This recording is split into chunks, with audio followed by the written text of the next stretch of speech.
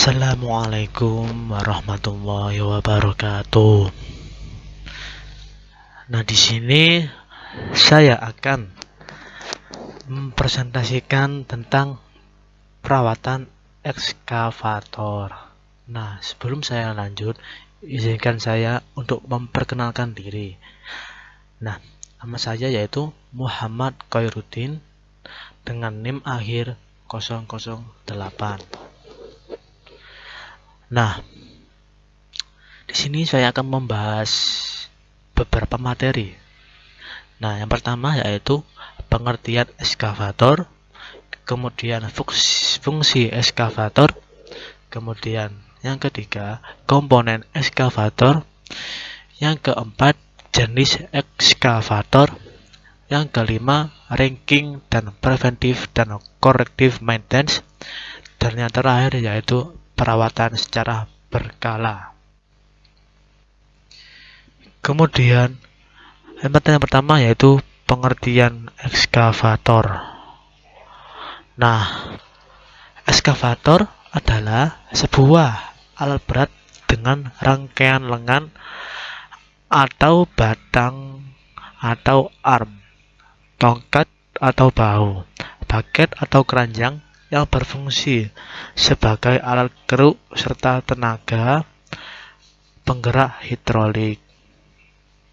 Alat ini digerakkan oleh mesin diesel yang ada di bagian atas trek, su, atau roda rantainya.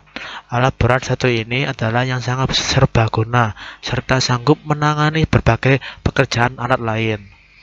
Tapi pekerjaan utama alat ini adalah menggali, memuat material ke dalam dump truck atau loading, menciptakan kemiringan atau sloping, dan juga memecahkan batu atau breaker. Nah, untuk materi yang selanjutnya yaitu fungsi ekskavator.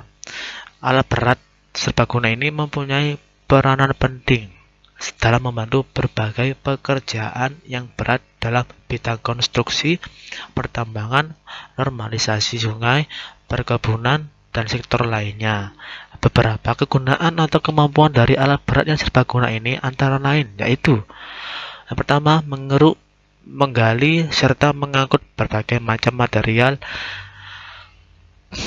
misalnya bebatuan, lumpur, dan tanah.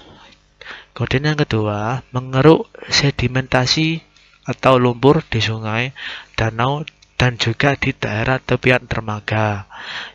Kemudian yang ketiga, menggali saluran air seperti parit dan yang lainnya. Nah, kemudian yang keempat, memadatkan dan meratakan tanah.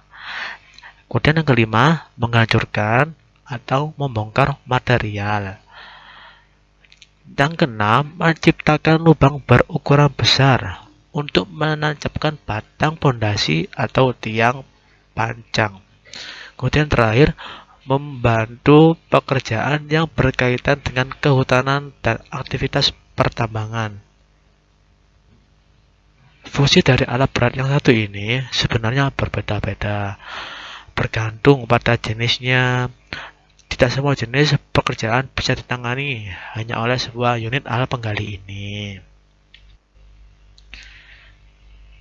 Nah, kemudian materi yang ketiga yaitu komponen ekskavator.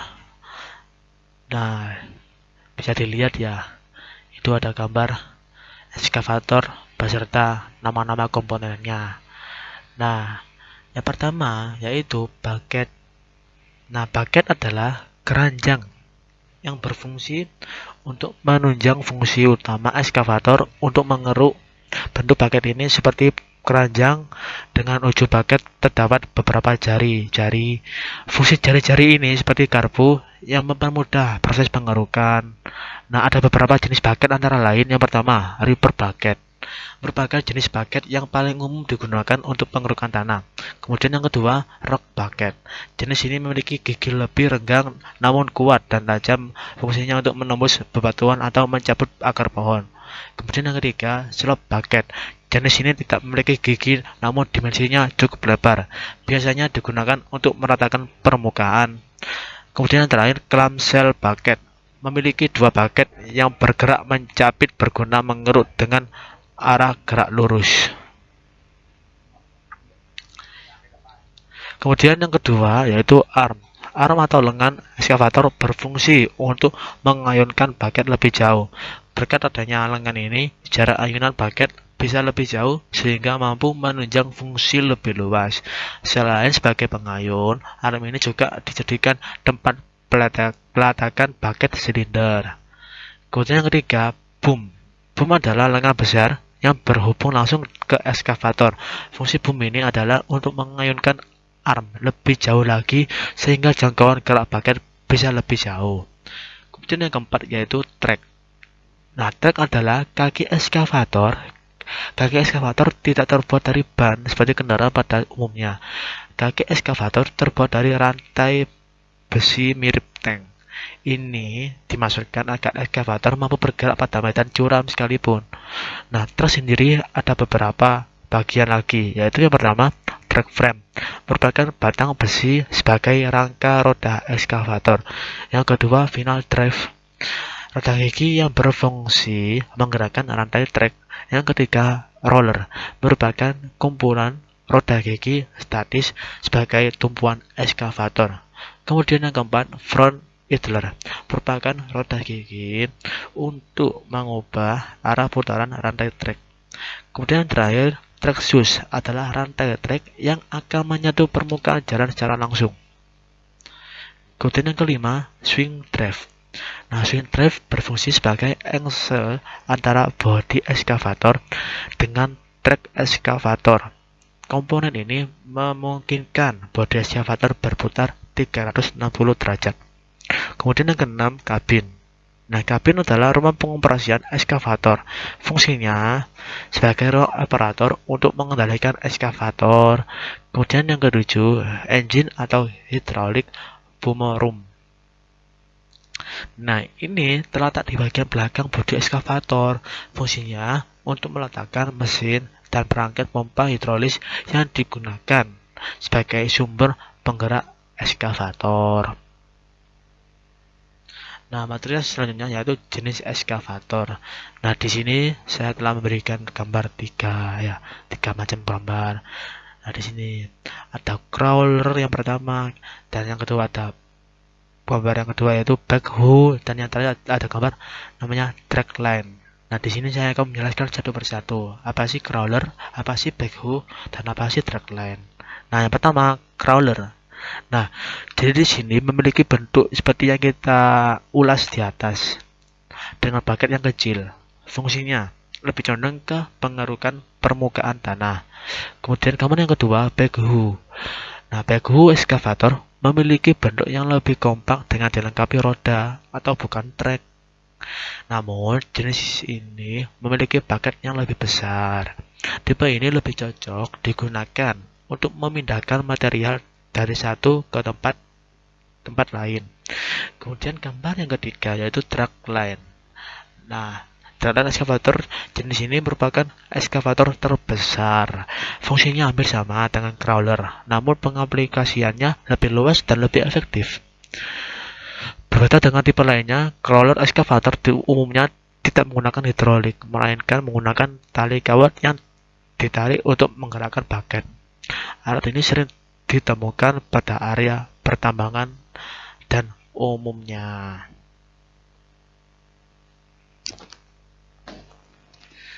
Nah, di sini materi selanjutnya yaitu ranking kegagalan eskavator. Nah, di sini saya mengambil gambar pada artikel sebelumnya yang sudah saya kerjakan. Nah, di sini pada tabel tersebut membahas tentang kegagalan eskavator pada tipe 390D.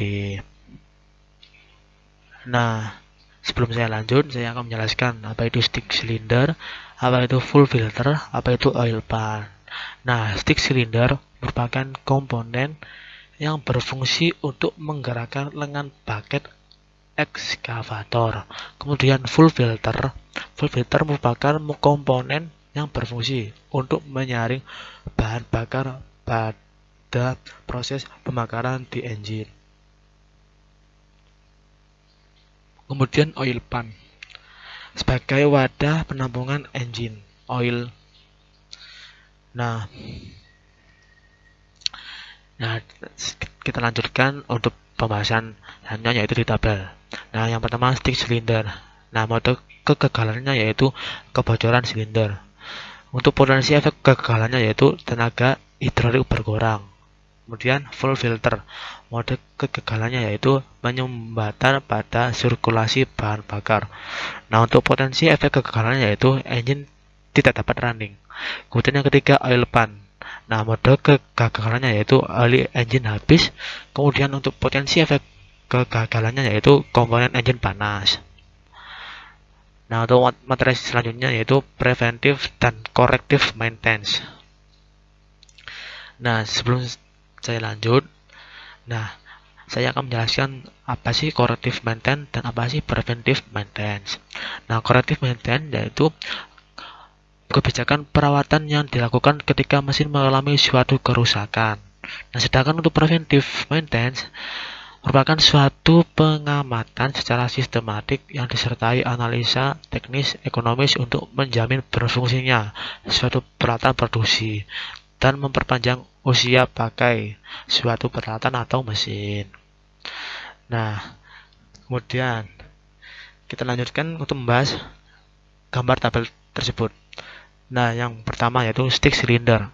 Penyebab kegagalannya yaitu seal waver sobek dan lip seal fatigue. Nah, untuk corrective maintenance-nya yaitu melakukan rekondisi stick cylinder. Sedangkan untuk preventive maintenance-nya yaitu memasang lapisan penutup pada red cylinder. Kemudian yang kedua full filter. Penyebab kegagalannya yaitu full filter jarang diganti. Nah, untuk corrective maintenance-nya memodifikasi